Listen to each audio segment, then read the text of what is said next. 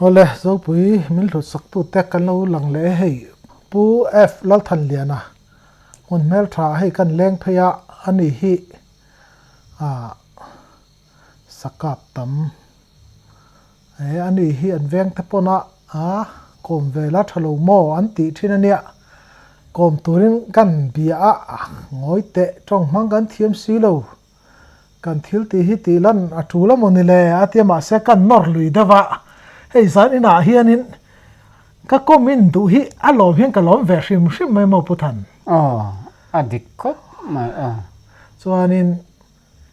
kubeng zami ngei ni tak samruk pakhat ani tak chu hei sa hi kap nual antia engza vel ngei ka zati sam ko pakwa afa sakichin chunglam ani ber memo kai tu lom pakhat ka hi ka chak le kalak ka hi ka ringa zathum tin hi zo kan ring ani kala chak vakamo kubeng zami ni nge sa hi ika pasapir hin kubeng zami ngi ni som pasari kani ang karing eng sang ika saja ka masak ber ani tak chu alianem ala rai lawang ala ani tak chu pasal tha he mi sakap tam han ni hi I tleirol chu alim khanin itum sange tum lem lawa ram in fak vea itui chop chau kapa hi fel mayamo kapa hian hei na tho po phallo ka unau te kanu pui te na thok ulo ani hi chu chong me zong ro min ti top chu ti song in mo kapa mal som na ni ani tak chu ani chuanin chung tiang chu sa chu sa chu in kap ta chu ta tanga hlavak lova sadang I kap le ngal nge chu lai vel chu ka kap deu reng khimayang ni khata pathum te ka ui fin nei izara ka ui himo ezoti la timayang hey heta hin lo lut ro ka timai kudjung changin chuan a mai an ron luta chu adu na kha kein ka lo hresia ako na kha sakhi chuana chu an ron chok mai pu violin ka papon iram wak tenga te ka uite su ka lu tir ta ni pu vai heta hian lo chang la sakhi chala om chuan an ron chok anga hemi kona hi chu ni lo ka pang ka thi mai chu ta chuan pu violin ka pa hian oi la than eng tin nge mui hriat le min ti hi la mo ani chu te ni chuanin nangma po chu aram chin ni hriat mai ba ka khalai sa inan pan na tur sakhan kha I hre hle ti na ni ma sia ani chu khobung ram te song mur len ram sanctuary jong alung tluk thangin kan kheng chu ti khop chuan ani tak chu chu te ni chuanin I ui rin chanin iti mayang mo nang marem hriat na chu ni rolin I ui kha fing tak mai ania kha ui fing khanin apui che ti na ni mai puye I ui nen chuanin engzangin ka zani deuh tho kan ka pang ani tak chu tlang sanga pakhatin kan han chuamo kan lamba ka sak kan veng rama ta chuan sajukan om talawani sajukram ahian kan ui khan amaklutuk sakhi hi ngai lo re ne sajuk nu azong ta ni luya kan lo chang ta ni luya kan lo chang to pakhatin kan han chhuat ta ni chu ta chuan sajuk nu a chui ta ni aron khatop luya kan lo ka pa kan ka thluk lo pon a thi to chuan mo kha ui kha amak lutuk chau top chu wang chun ka saka tam na ni ani chu i ui nen po chon i kap tama i ui i tel lovin an throi ve thin thawang thawa huaya ruan tlang ral awa project veng mi bukol khu mate kami fapa kang te kanan ron ho mara cho an ka pui renga akhel hi ka dong ve ni ka uya akhel hlo ve zia ni mo ani tak chu chu imal som don na po chu i ui fin zar tam tak ani ti kha nang ma fin na le i tha that na chu lo da kamal som na don ber chu mo kan nu le ka pa hi ni ani mo savom tes sajukte mo sathar saza chu saza te chi ka ta tro sangal tiang chi khanin i kap kimen ani tak chu sakai hi ka pa kan mulo achan chu urang si ka veng lai ning tero ngaya khi kian ka pa hi kai lek buk ka juk rap kha mi lo hlau ve ni kha sakai khan mi ringa za ve ni ka ti mai chu ta chuan kai lek buk ka juk rap ka ajuang chu ka ni ka vakap juya arak tu ra khu hang siama tuilak kor kan ti me tual puile ngai jol in rina ku ta kuan urang ji athi chiang lu tu ka te luanga se ri pok pa fa kunga thangin ka vom ta ni chu ta chuan ka vom pon ka vom pharenga nia atluk lu na kha urang ji kan khang lai chun sakai manala lo ta ni chumi ka hlau zia chu ka khilang che urang ji kan min kalsan to si ka thawa mana ka hlau lu tu khimo ka kal hei thei reng lo ma aka ka chu thi lo thei lo he a kong pu I motor da na po hi ting lo ani chu tia pasal tha ram vachal in hlau tak dana kha enge I soi thiamen soi thiam vak lo urang si kan chu eng mani le na tlak rei lo ti kha mi kal san to si ka ka hlau to pani mai ka soi thiam dan an hunga ka siamo ani tak chu kan sakai vom pudara nen kor kuama hin sia adanga mundanga in ton mundanga kan ton chu kajuk vom pudara ei kanu uchi hi ania vom to su ati kajuk vom non le ei champhai veng khang no ta uhing lawa silai hi ken tum me tol ulbun phir me tolun ulbun phir ka ke eng ang pon ron juang suak sela ka manang kati ke chu ka kutaranga setlan hi ka thil ngai lo chu ti ni mo ani chu ikut aran ba ka nge imi ta fing kan ti dona mi thing ona mo ka ding pon chu kan pudara tu na ka sai hian ka ting chen silai kap to su minti ka lai ta karon huani sakit lan kan ui thau chu thing on chunga tangin ding chungin ka kap ta ni eng tin nge kan seng usap liri kan te pasap kunga usap liri fapa kha tunga ka thita kha ajoma kha kan ka u ding chunga tanga isaka hian soyati khang lai hun chun ka chakalo mi hring hi phak lo ka nei lo wang chu ngon hoi lo tlan chak viau lo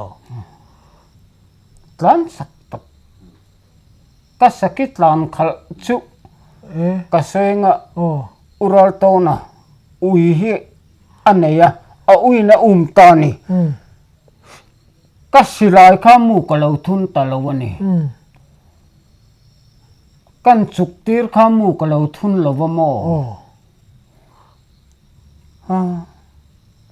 sakit lan na le kat lan na kha sakit lan na in sakit lan na kha fit som ni sel kat lan na kha fit som ni velaniang chu ka la tlan khal man i chak ve khat hle di tak chu khang lai huna kha chon mi hring hi ka phak lo ka nei ka ring lo ni chi le soi lai kha ila soi zo lo wa chu lu sakai kora om chu izuk vom ta thina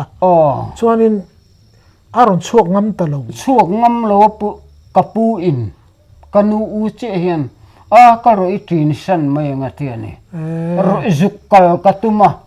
kapu in ikal lo mayang atia min pot le ni mara chu ul bun thir ka kenga ka kut arang ka ti mai chu ma seron chuak sala chi thal do na a chuak ngam ta lawa awan nei ta ti na no ka vom aron chuak ngam lo chu kai te kai pui hon mo ka po ka sei chu kai pui ania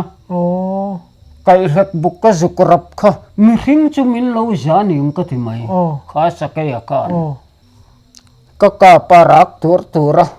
rang siam tuila khu tul pui le ngai jol in kar kora khon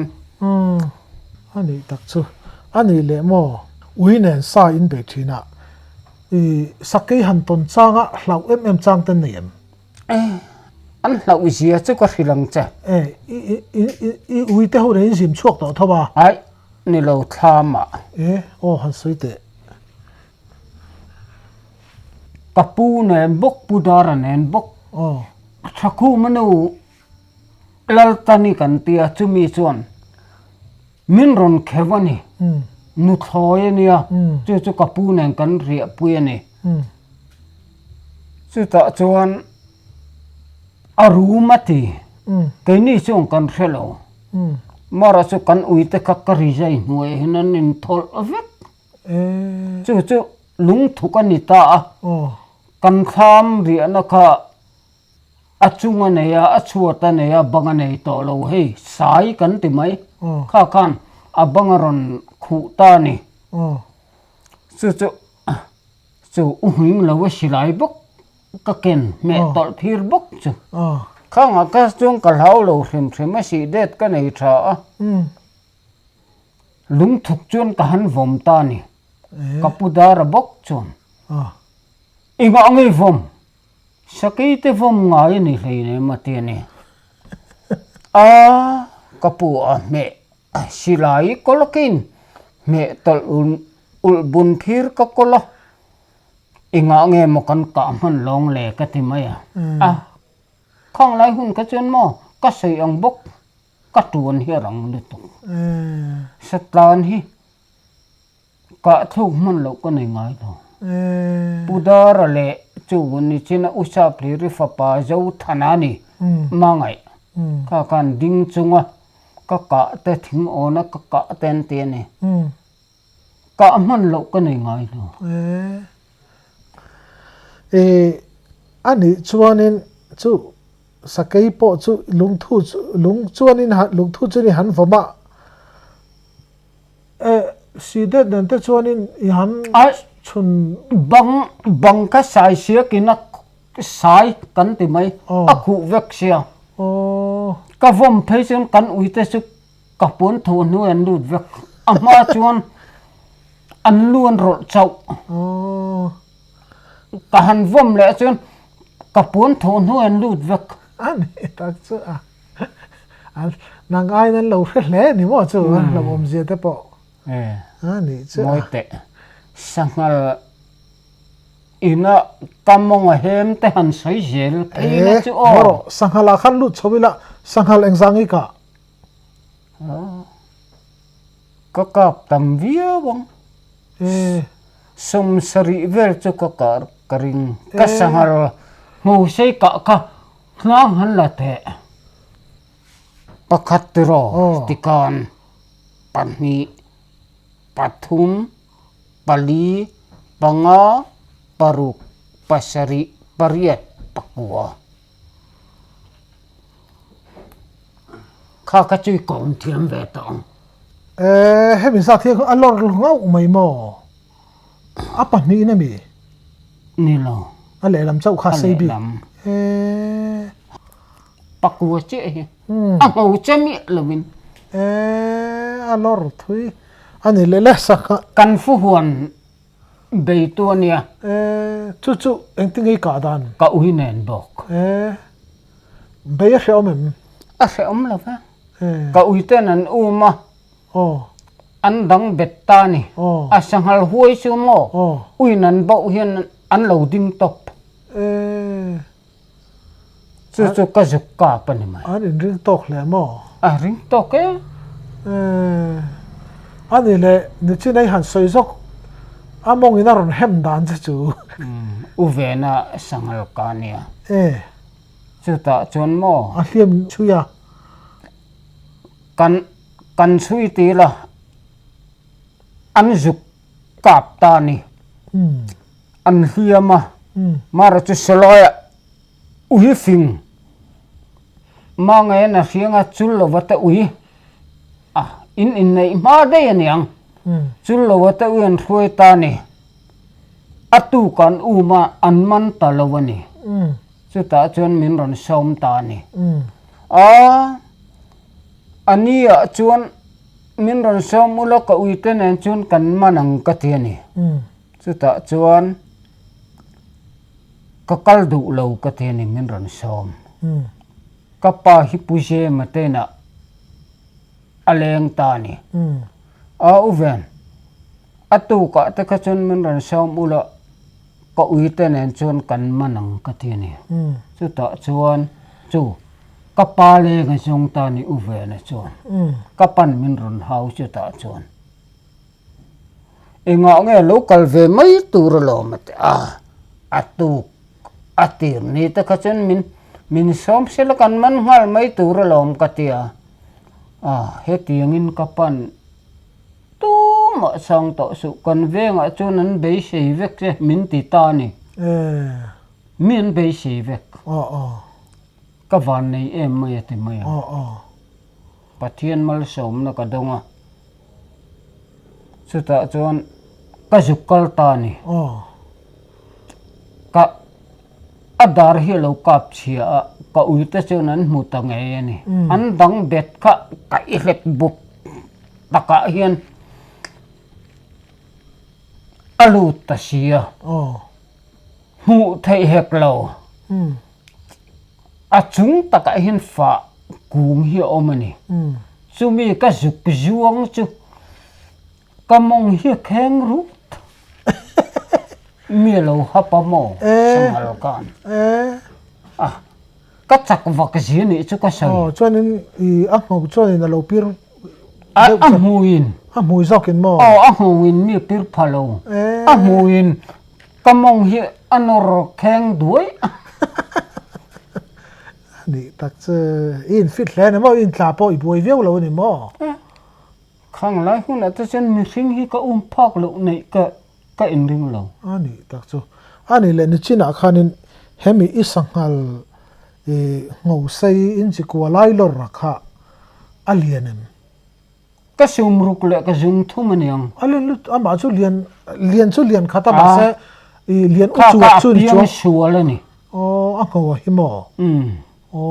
a ngau chung lam ta reu kan ti kha hiam sia ta reu kha ta reu ani ta lo ni a chu po ni salangin museum a omang tu na hian ani karing ani tak chu museum a in kala sanghal ngau sei u chuak in lo mu chuan hei pu thana ka hi alo ni ngei mai ti kha in lo rin hriat don in nia chikua chi chemi lovin chuanin i sanghal ka chuanin eng tia ta liang nge i ka len ber sumria taniang ani tak chu Suzuki somni pakua ka kapa achal pathum chu ho chu ai zola te sampha te min lak saka ani isak zukka ho chu angai nom hlobin karing mange o i winen bok chuan ani ta luya in lo chang ta thina chu vek chuan mi ka deuh tle vek ani love ramwak pa ngai pon ramwak kan video puvanal thiana ifyam ani le mo khalaya khan mo va pa ngai khan in va vak ta ui keng lovin pro chu ta churin nge azim chu in nge in tia ai i ve nge eng ti nge ve ni anu chu in kana vak mai nu chui po ni lo du na kan rina kan va kul mai chon in chil chuak ani deuh ber mo ni ani tak chu i kalin bera ingang tiat nge sum ko niang sajuk chu achal akian thalom mo thalom vak long ani tak chu an thathowa ai zola te silai mu thleng nan te min ti hei kan nu nau hian kapa katar ve du te la chau boka ani cha moi lo ro pui boka mo Suzuki ti cha hei tar po ka nei lo ka fa pakka ani hei ani hemi kan ka tum hi nuam kan ti sin han soi te anin hei hi ka pakin ngal pui sum sari ka pani paruk kan nia uinen boka mi ai uinen bok kan uitenen ka fa pa hin ral ha dewa han ka pa luya ka fa te pathum ka huaya ai pani ka huaya ke nen ka ufa ka huai boka chuta lalizona ubuang te fa pa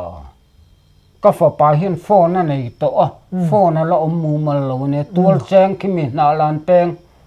khilai khian phone han mangani chumi kan han chop mai cha motor kan phone ngala chu to na mangur ten min ran thui ta ni kan in chung hi sa khata ni mai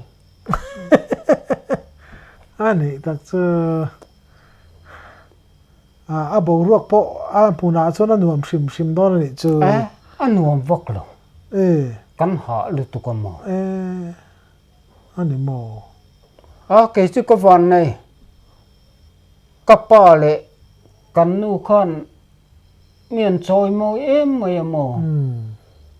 karam wa reng a hian kapa hian na tho po phal lo ka unau ten an thok ta ni nang chu chom me jong ro min ti to cham phai la min ni se la hey eng tin nge ka sayang ural to nen pakapa nen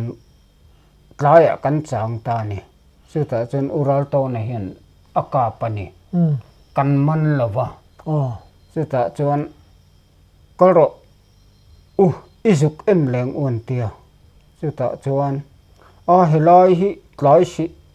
chan tur ka lo enenge ka ti lo vokal ru ka tia ka va en ka sakhi pui hian min lo thira ka kap thunga la ni silai ria min ran awa ka ural ton le pakapan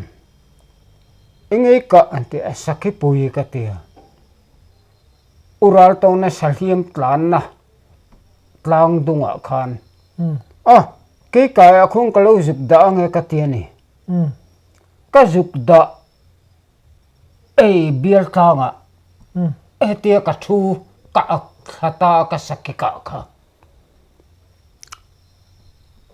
mu trao nu e hin sakichal hian alo bok khan min en ta ni chu chu ka vaka pa mara chu ural to na saliam chu lo ni ake hi ake pathum hi kap tiek vek chuan bang in a khoi lai ta ngi vaka achala ik thip thiam he me ya kalam hoi ania kam te chu tu pon silai kap sila ka fu lo the ni na ani savom hiang zangi ka pakhat che ka alienem lian lo sum li harsan ka te chu loi tlan an nia pathum an nia chung dai lo nen ram hetanen kan nia ram heta hian kol chem bil tlang sa na chi hi keng ani apui ber kha anuai lo omani mong kunga pahnian omani chu ka ka pa chu pa kan man mai lo atu ginga kan wa mu a khoi lai atake lo ka azanga anhung min sona nia atlasia athanga pui beron chauka aron thi le si kha kan zui ta ni ezan kamut na ka chu atlan thei lawang ka ti ni zinga kan vain le tlak na taka lo oma chumi cholam ram hetan ulathan savom hi lo tang sila engtin nge kan ti angati ta ni in thlen pa khan ni lo a hiam kan ma chu a pui ber chu ka thien pa chu na lo ka pa a hiam ve sia kami kan kamaraman ulathan engtin nge ka ti angati hei bil tang sa na chem sei hi kengani ai lo sa tangan mai lo ma sung mai a khanga te ka chen ka van nei ka te mai ka chak vak le tu ani chu sa hi van nei kan ti te thiam bi kan ni wang te po hian van nei oma van nei pa ma cho sa te lo chuk du nge ani lo wang chu ka ti kan pui le ka pa mal som na ni kai chu ka ti ta ani tak chu ani eng lo saphai lam pang hi kan lu pui dei teng che I that ve nualem pakhat ka that alianem he ina hing kan tiamo kan te ta ni fish som pali che alian khat sei po sei hle ni chu fish som pali chon alen zong in tem te lo chumi cholom makati mi sei kan pu sai sei hi ka hiamo ma ngai ipu saphai hi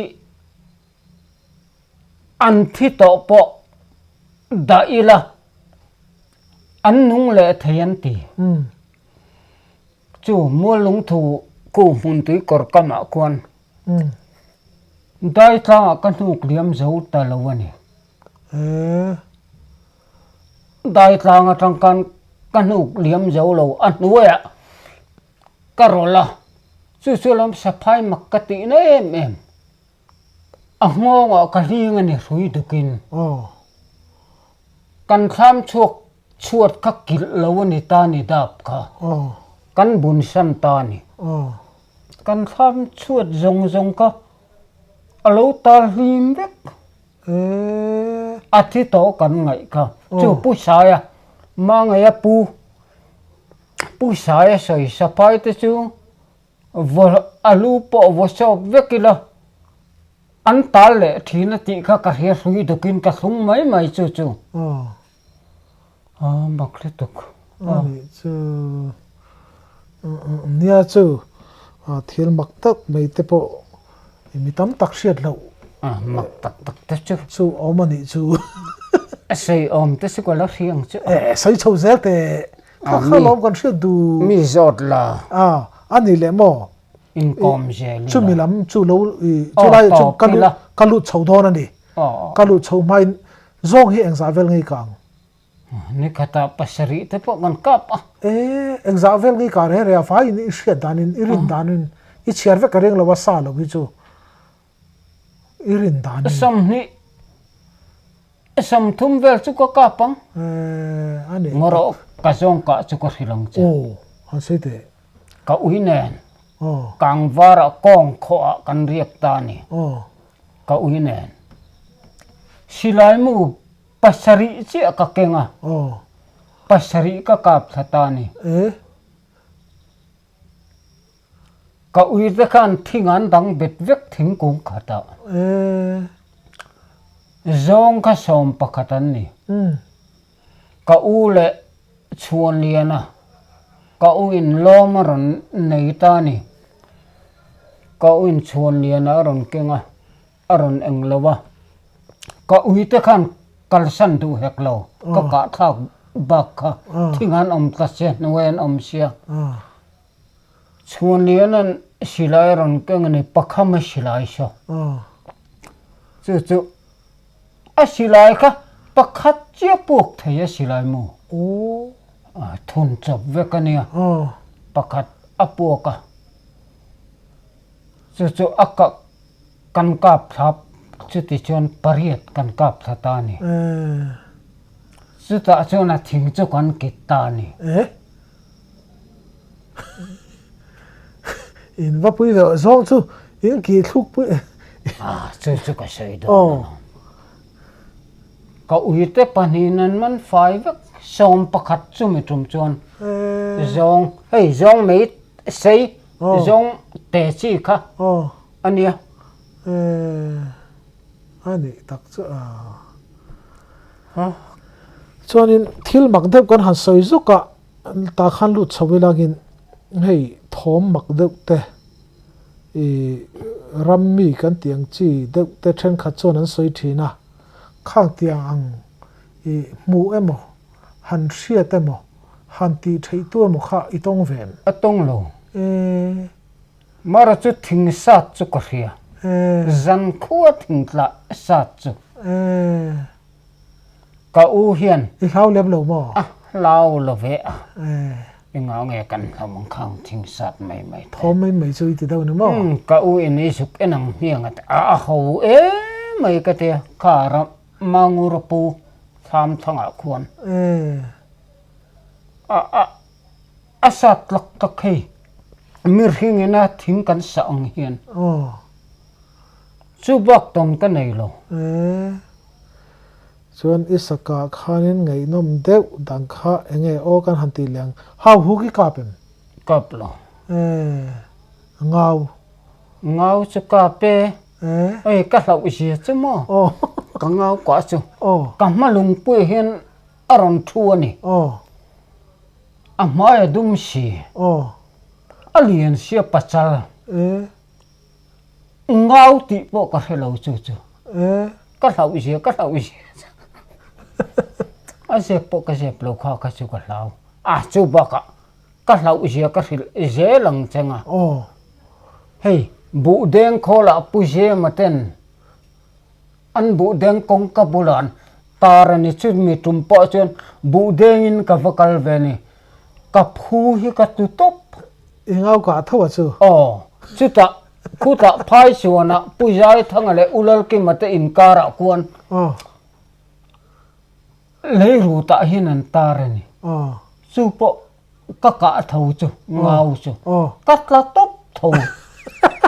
amak le tu ani le khangau kha alien re ni mo alien e ke ai ne thu ila ke an alien am ngau chu ti khopi dan lo lien thai ni mo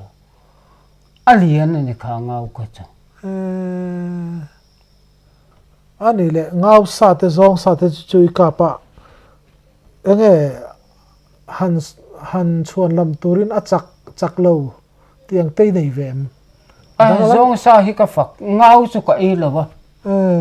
zong sa hi fak dan han sai te le zong sa chu mo kan ram ba ka zinga kan e hian tha hi thana kan nei lo kan ural to na pheichun zong tui voi kha tho pila zong hi fok tol la te se adik tak tak chu chu adik tak tak mo zong sa sa ka zia chu ka fanu upaber hilal nun himeni ta ni zong sa hi ya ate te kum komie ni atangin tel tin hi kot pha ni mi in min hawani te i ka te maya ka fanu upaber chu he tiang chun kot to sia ti ka pa ka zo tho lo ma ti min haw ne salu tok atin kot ka azong ai ngun hle ti na ne mai mo pa ini kap ngun boka ai ngun hle ani mo sa hianin han hliam le han ka fu thailo mang an em te hi nei ve nei ve ka silai chu ka soi saliam hi ka nga lu tuk ta ni puje ma hian akeng ta ni ka silai hi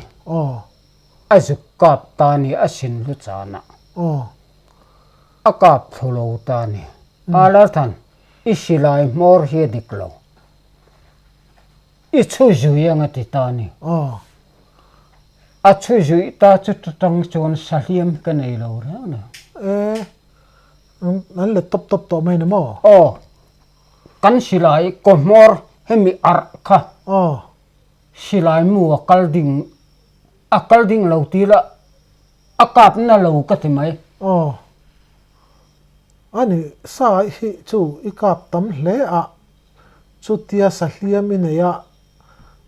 i man lo fo nu chon isilai chon thata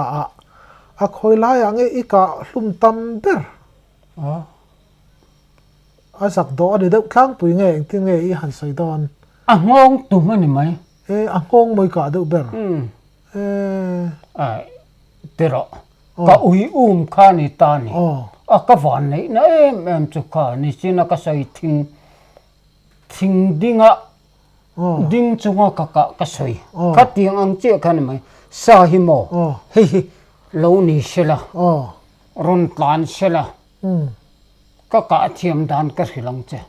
ka thiam dan ti mang hi lu ni ta ni helai hin ka met zel angong tu ma ani lo pon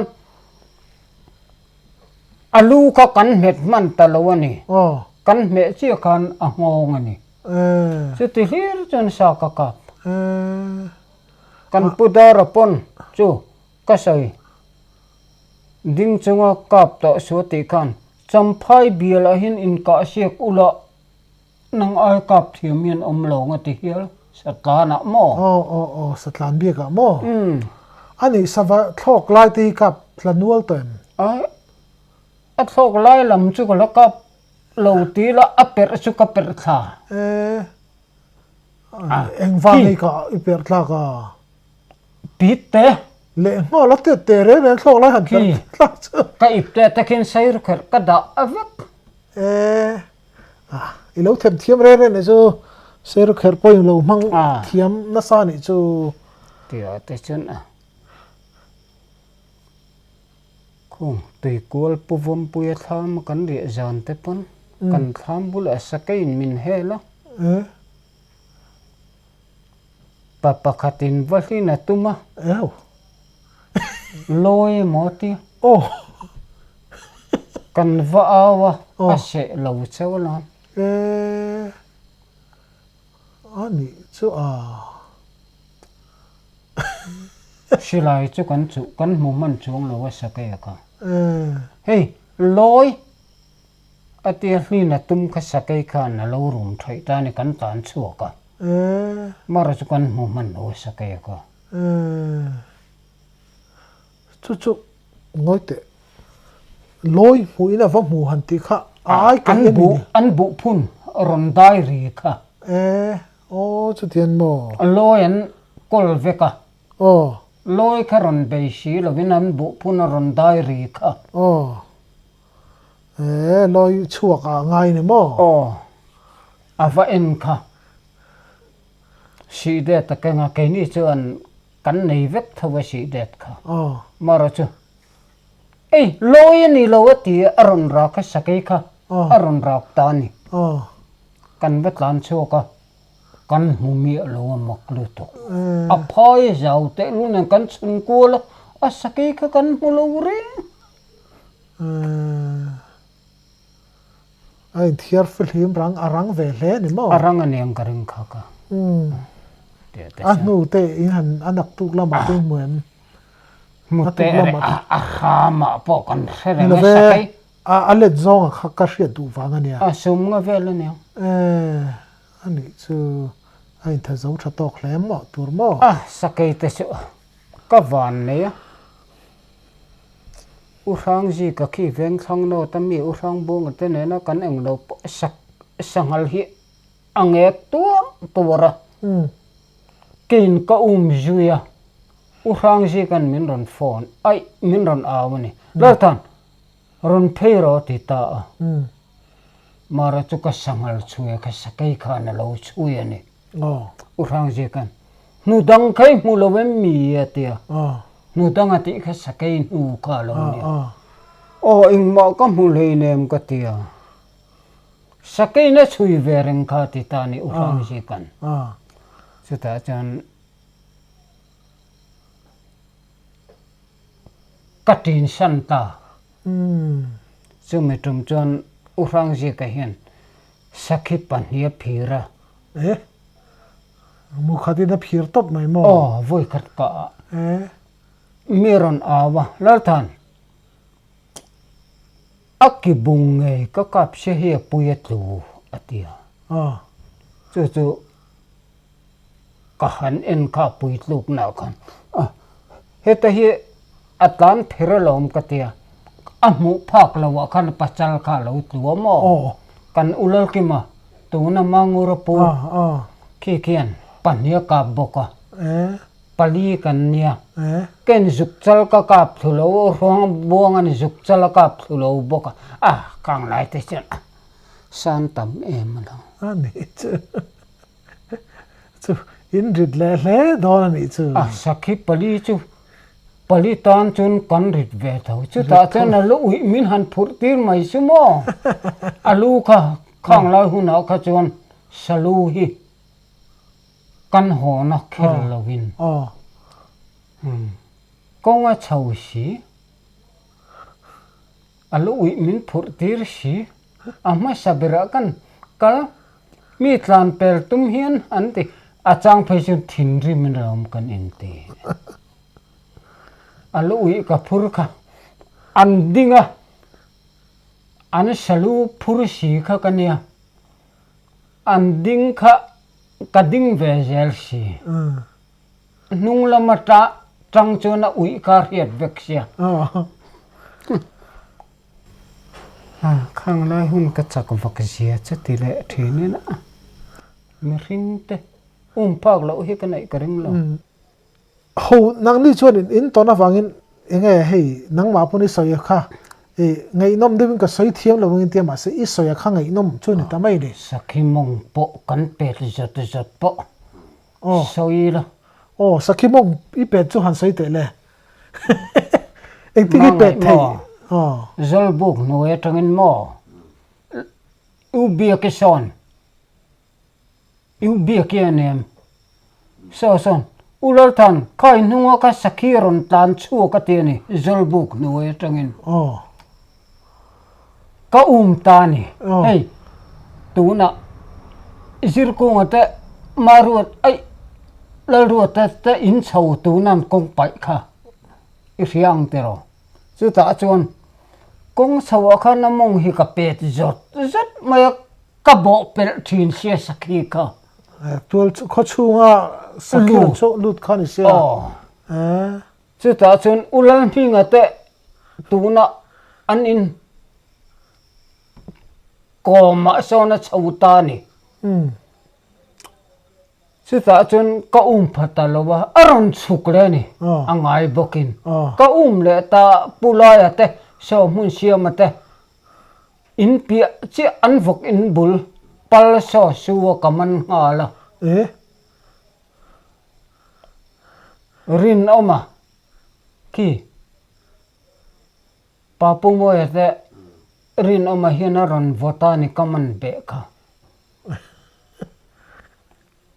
atuai nge achal apui he chung tu chu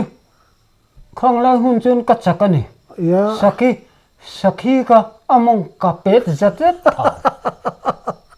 khang la hun a ka chen mi hring hi ka phak lo ka nei ka ring lo ani chu nia khang tiang te te kha ka chak han ti ringot kha ate na kha om tur ne mo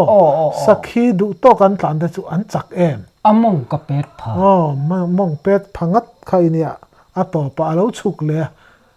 e le a dai a shu thua chu ka manna ni mai khai awan ngai nom ngai nom deuh kan na sai do ni han ngai thu lo ki damo ne ngai dom hi la tamania in thil to na hian mo ka pa le kan nu hian mo mian du sak maya na po ka thon phal lo ram vak top turin min ti nia mal som na tong mal som kha om tlat mai mo khami ni chuanin ke ma ni pho nang ma pho khai phur don ti na ne ka pa le han ngai tu la thang ruan tlang atang ten min ron som ta ni ka pa le kan nu hian ipe le mai lo mi mien te ni khatien ti kha chun mien phal saka chun pe le lo thei kha ni si lawa ka kal le mai ani le lui lam cho ne lui lam sangha lui lam a hianin mun mel sa ram min ti heo enge mun mel sa ram ni thei dan song dai lo ne han soi te le a tui lui thei nge ikut a bui ve hrim i sala i sanghalak kan veng a hian tui lu chu ke ai then om lawang tui ka lu thei berang chu in tia eng tinga kan han te ang i lu thuk thei eng tia thuk ngai lu fit lam thum te chu ka lu ve se ke sek i beng an lo mo na ran lo ve ngoro kala sai tlang lo wa chu pujai thanga te hian lo man roi ta ni cho dia kan tia ke ain kum khatina u chu nan chuan puwaya kan tia len kan ken tir to pani no ka piang kha kan lu ta ni kan thu thuang to pa a ka kara hian an khat vek pakhat ka se a le lama kan man ta ni kutin pathum chu kan chho pui thei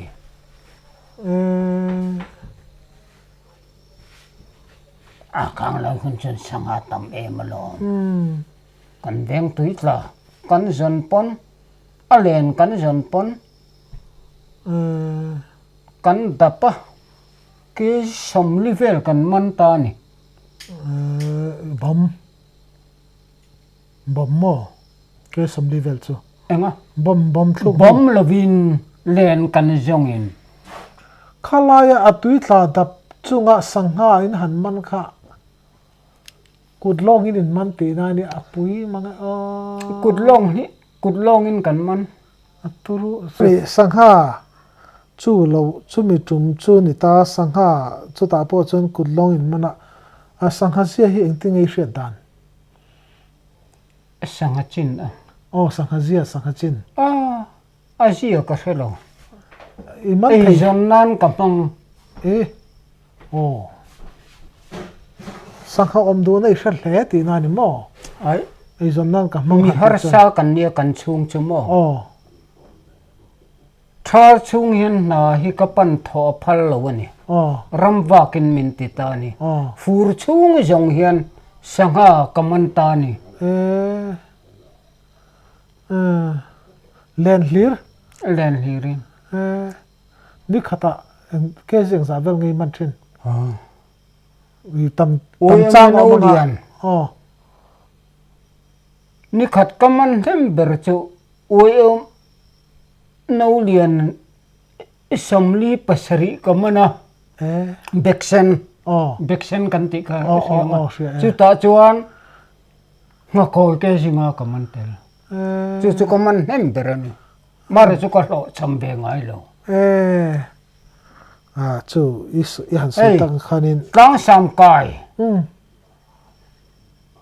chawa kadeng ta ni etian izinga kachung te rual pon chok ka ingai lo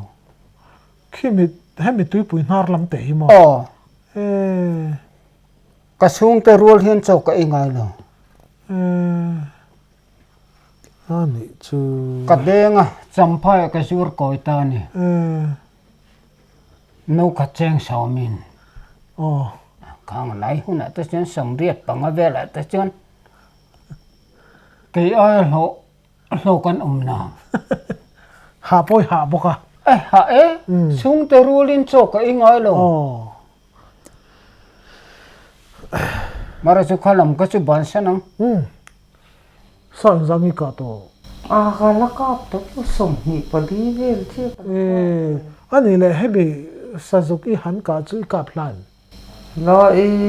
kan hol chai riang somi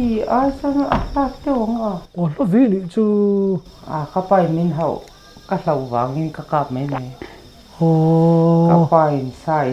in hu jung ka nge tu ra ti thi ya chu ka hlau ka pa min hau ka hlau wangin ka kap mai mai khoi lai tak nge han fu khela chuan nuwa ka nau ne uin an ti le voi nga kan ka ama hi mo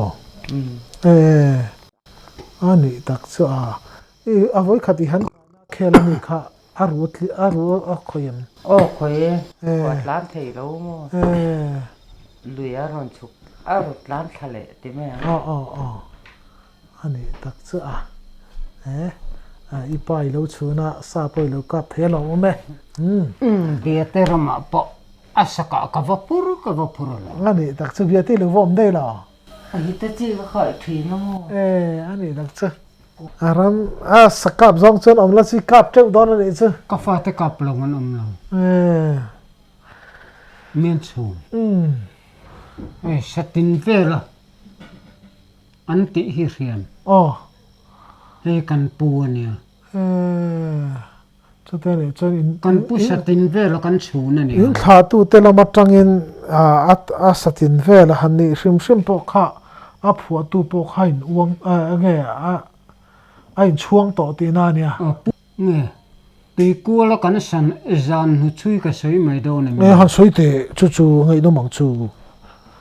ti ku la mi chu sanghal himo ka chang chuak ta ni ka ka pa chu ma a thi to chu nen chun kan chui ta ni jana phula kho bua kan chui ta ni pa chu ma hin ulol thon ke chu ko kalngam thot lo ti ta ni mara chu ka a sudan ka ngai tu khan thing bul hi suani ka phu chianga ka nga ya ke chung ka lau ve lo ta ni chu kan chui tha ta ni bok wa clear a picture bok wa clear ni jana si de tin kan chui ta ni chu ta chen pachuman ula thani du tok mai teng ke chu ko ngam to lo wa ti ni a ho mai ka khan thing bula suwa atlan top na thinge ngei don ka ti ni ka sei ang tak chuan kan han sui kha tlan top na khan a lo thi to pa mo chumi jan chuan hei thang nu na kan ti ta ni chu kan man chu kan ko ta ni kan bu ngak te min ran jon pui ro kan tia kan zu khleng ka thang nu nan sangal ka pa thori hui karan ho sana tia chung te chu iwa ho ve a thok hui te chuan a thiang ka tia kan vok ai karu ka ho ni vokal leng u ka tia ama pa chu kal aka na tang chuan a chuna ni tu ma lo che su ka han enange ka tia mara chu avan duai hi chu hey na thap he tiang kut jung pui tia ve lian a zak do taka kian alum khatur kha lo danga mo thi to chu ka han ena chumi tum chu lu ru ko lom kan hon ken pathum ka ka pa ngoi te ni china is in sa chui dan kha aturu ka te mai in ring tok ma i kut kha dan mo i ka dan le a sud dan khai sia le lama sang ka lo ib de long khami bok vak chunga zan le ha ra si de ne na han chui kha ron beilet turin lo om sala chu si de eng ma khain tim han don der si lo mo man te re ke malang mo in rin tok nai nei hle ne chu mi singa timayang zep lo la ke oi kut rang gi an wang ve ang karing zep lo la chu thing ona tang pon hei cham phoi a po an ron ti thing ona tang pon ding chung pon ka kap tu top ka van nei ani mai sai thiam kom klak po ka ni ve lo trong mong ka thiam si lo trong mong chu thiam mi la ni en thil ton he angai dom vek maya isa thar kho ngai dom lo mo ui thong nge ui te ui lo po khang lai hun che chen se tar ti chu sa kan ei du lo ka kam ngai the na vào paran tlana kang vara som pli kung khata po som pli te ne tu na kan sang chori cham dura hian som pli te nan tlani ne kung khathimo kang lai hun te chana kan va te chun sa tam em lo tu na hian tu na ka silai ang te hi chu nei la sang kan ka phang chu adik tak asin iuti pang hem puak thei lo tukuli puak thei lo kan mang ta khang lai hun ta ka chen be vadong du o thin on ve a puak thei lo be dong ani ru a po ve chun ro chuan ka kap thui ve ye ka saka nai ber ka hilang te chu han sai te chu heta hin sakhiron tlanta te ro achunga ka sila ka chuanga mo ka ka thel ek te chu ni thei dan le sai te le aron tlana mo kong ra wa hin aron tlanta ni hetia ka lo chuang hi achunga ka chuang hi ka met ma di sia I rethiam achunga ka chuanga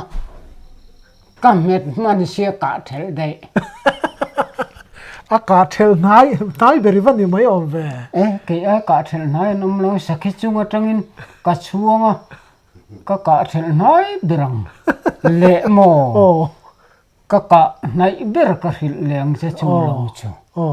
he hi thing bulani tani ka lo thoni ni lum a in hei hi khuarta atero hei hi khuarta hemi khuara hi nilum ka aitani siti chuana ron kaltani ka sila hi tukuliania jing te sina hetin ka pottani asut phak lo chi a hian hetian ka lo ti tani sumi tum chuana puak boka atlung al to pa ke po ka thal top engi thal na chan ahung na le tu zen ka thun nem le tu ka silai zen ka thun nem le sakhi bok taro chu sajuk zok mo ka ma sak ber chu ui ron tho ni la ve an ron pel hual sa kan pel hual ta ni panga velin silai keng ne nan ron pel hual la chu ram hei ram khalo ni sela he ta chang in ron pel ta ni he ta kan lo chang ta ni chu mi ron rel ruwa chu in thing à kha ni ni lu mi lo ai lo thu khiao sia akam athara kha ni lo thu khiao sia chu chu ron kal ta ni ka silai hi aron si do ne mukatia kapot le ta ni ka silai ku tanga in chi khata ni lo pon in chi ni vela ka lo kap ta ni chu ka ma sak ber sa ju anu nge pa apa tuai ani chu amak vere ani le ika hlat bera inai ber kha pan hi soya ika hlat bera eng ang a hla nge ni hriata ika tlu ka hlat ber hi ang ha pe ke em ma thing lawang te ro ke ma tling don ti if pain ulal ki manen mangura pu nen chu zot la enga thei hai da ma mi kha vong jol kong hnui atanga ka ke ma tling dei ni chu le han sai te le chu mu khate na fu in ka kap mu pui ka nei lo wa ma mu long chu eng sang e saki ani mo ki ma tling lo te bong bo ruat melin pon mai la tling anga ti he atin ka reng lo tu na po ika na le na po ka khia ke ma tling lu tu ke ma tling lu tu ka ti tlat ti fa pa pu in mu puin tu kulina ka pa ka u pa salani ta ni chu chuan ken esim kholthun esji ka thun ta ni mu khate na wa fu atu ve ngal to pa khoi ta ka nge wa fu tak hilai ngong le adar in vu na borvel hilai vela hian ading lai kha in va kap ti na ni pera mo ka la ma lo tro mu pui nei la chu aje omanga mara chu kholthun esg kan mu ko ni ta ni esg kha mu khate na wa fu chu ka sat berani kan tlan chak zia sei lo kang ngor ziakin te bang heta etian zai jirin ka zia kang hetien ka zia kang hetien konga kual ta ni heta hian atlang ta ni hela hian san tlunga omani ka khub hi ti mai ro mual kha mual lo ni selamo hei hi kong kual tiang chu ta chuan heta hian atlang ta ni ural to na ui pa dumin kong tlanga hian ta ni chu ta chuan kong kual katlan ta ni kha sakhi katlan man kha lom ui ngat le ngal tro i chak vak khop mai hek tiang pa chak vak karon kom sei kanoma hei ngai thatu thiam mai ro ngai thatu te hianin ngai no mon ti veang trong mang thiam lo asai anga ni ani ni phong ania puthan kalom hle ni min kom du hi ke po kalom ni tak